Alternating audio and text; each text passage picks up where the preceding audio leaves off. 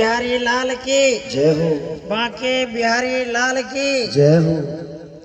मंच पर आसीन भागवत के मर्मज्ञ विद्वान पंडित जी को मेरा सादर प्रणाम। तिलौली गांव के सभी लोगों को मेरा सादर नमस्कार। इस मंच पर आप लोगों ने मुझे आमंत्रित किया, इसके लिए बहुत बहुत धन्यवाद। और कौशल तिवारी जी को विशेष रूप से मैं भगवद गीता का मर्मज्ञ तो नहीं हूँ, लेकिन जो कुछ व्यवहारिक बातें जो हमारे दिमाग में आती हैं, जो जरूर तत्काल ही ग्रहण किया जा सकता है, और कैसे हम लोगों को भगवद गीता से दूर कर दिया गया, थोड़ा मैं बताना जरूर चाहूँगा। जब मैं छोटा था तो एक हमारे काका थे, तो शाम को केवल रामचरितमानस ही पढ़ते थे, और एक उनसे बड़े चाचा थे जिनको मैं चाचा कहता था, बीच वाले काका कहते थे। तो वो क्या है, तो केवल भागवत पुराण पढ़ते थे, फिर भगवान की सारी लीलाओं पढ़ते थे। तो उसमें हम लोग को ज़्यादा रुचि नहीं रहती थी, लेकिन इसलिए कि उनका टाइम थोड़ा गड़बड़ था। लेकिन अब जो देख रहे हैं, लेकिन मेरे काका जो थे वो रामायण ज़्यादा पढ़ते थे, तो हम लोग को ज़्यादा रामायण सुनने की आदत हो गई है। तो सियावर रामचंद्र की जय, ये तो होने लगा ज़्यादा। और 22 जनवरी को हम लोग को 500 सालों के सांस्कृतिक गुलामी से मुक्ति मिल गई, और यह दिन भारत के 15 अगस्त 26 जून से ज़्यादा महत्वपूर्ण बात है।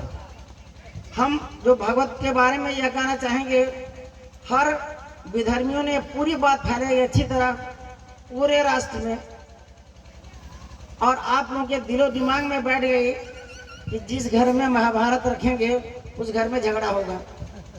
परिणाम वह हो गया, हिंदू लोग घर में महाभारत रखना बंद कर दिया। यह बात साजिशन फैलाई थी, यहाँ तक कि मेरे घर में भी इस पर बहस हुई, नहीं महाभारत न रखो। मैंने सारे महाभारत का 18 पर्व जो खरीद करके मेरे चैम्बर में, तिवारी जी जानते हैं, उसमें रखा हुआ है। दूसरी बात, यह जो बहुत ही महत्वपूर्ण बात है कि हम लोग महाभारत में न पढ़ें, लेकिन मैं यही बता सकता हूँ आप लोगों को कि जो महाभारत में नहीं है वो भारत में नहीं है, और जो महाभारत में है वही भारत में है। इसलिए महाभारत जरूर रखें। जीवन के जो आदर्श, युद्ध के जो आदर्श महाभारत में दिखलाई पड़ते हैं, वो दुनिया के किसी भी मानचित्र में, पृथ्वी के मानचित्र में कोई ऐसा देश नहीं जिसमें युद्ध लड़ा गया हो और उतनी नैतिक मान्यताओं के साथ लड़ा गया। दुनिया के सबसे ज्यादा समतल क्षेत्र, पूरे पृथ्वी पर सबसे ज्यादा समतल क्षेत्र, उसका नाम है कुरुक्षेत्र, और वहां पर युद्ध लड़ा गया। और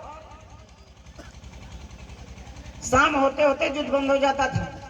आज क्या ऐसा कोई नैतिकता है क्या, या किसी सभ्यता में? वह केवल महाभारत में दिखाए। दूसरा प्रसंग है, ज्यादा जानते होंगे हमारे महाभारत के मर्मज्ञ, कर्ण और अर्जुन के युद्ध में जो नागराज है वो कहता है कि हे कर्ण, तुम जो है मुझे अपने तीर पर रख करके चला दो और मैं अर्जुन का काम तुरंत खत्म कर दूंगा। वह मेरा भी दुश्मन है, तेरा भी दुश्मन है। तो कर्ण का जवाब था, तुम्हारी ममता से मैं यह विजय अनायास ही पा जाऊंगा, लेकिन आने वाली मानवता को क्या मुंह दिखलाऊंगा। तो यह महान आदर्श उस महाभारत में, कर्ण के प्रसंग में क्या नैतिकता थी कर्ण की। अब और एक बात जो हमारे बहुत समाचीन होगा, हमारी 2 बहनें इधर बैठी हुई हैं। क्या आप बता सकते हैं, महाभारत के प्रसंग को सुन रहे हैं, तो क्या हमारे गांधारी और सत्यवती माता क्या घूंघट पहनते थे क्या महाभारत के काल की कोई, आखिर विधर्मियों का यह संस्कार कहां से आपने सीख लिया? मैं रामायण की बात, मैंने मेरे हमारे जितने देवी देवता हैं उतने बनते हैं, लेकिन वो की प्रसंग बस बात भागवत गीता की हो रही है। तो हमारी 2 बहनें जो हैं इन लोगों ने घूंघट काट रखा है। यह हमारी सभ्यता संस्कृति का हिस्सा नहीं है। भागवत में कहीं भी नहीं है। माता गांधारी से लेकर सत्यवती तक वो कोई घूंघट नहीं पाना है। चाहे द्रौपदी की बात न भी करें, कोई भी महिला पात्र जो है महाभारत में किसी ने घूंघट नहीं काटा। तो ये इधर ठीक है। तो आप लोग जो हैं ज्यादा नहीं, हमारे लिए ज्यादा महत्वपूर्ण इधर है, इसलिए कि भागवत गीता रहे हैं, हम ये मान लें कि एक तरफ गांधारी है, दूसरे तरफ सत्यवती हैं, ठीक है। तो लोग बैठे तो घूंघट क्यों काट रखे हैं? मैं तो आपसे आग्रह करूंगा कि मैं जब चला जाऊंगा तब इनको जरूर बताएं कि यह संस्कार जो है हम हिंदुओं का नहीं है, यह विधर्मियों का है। आज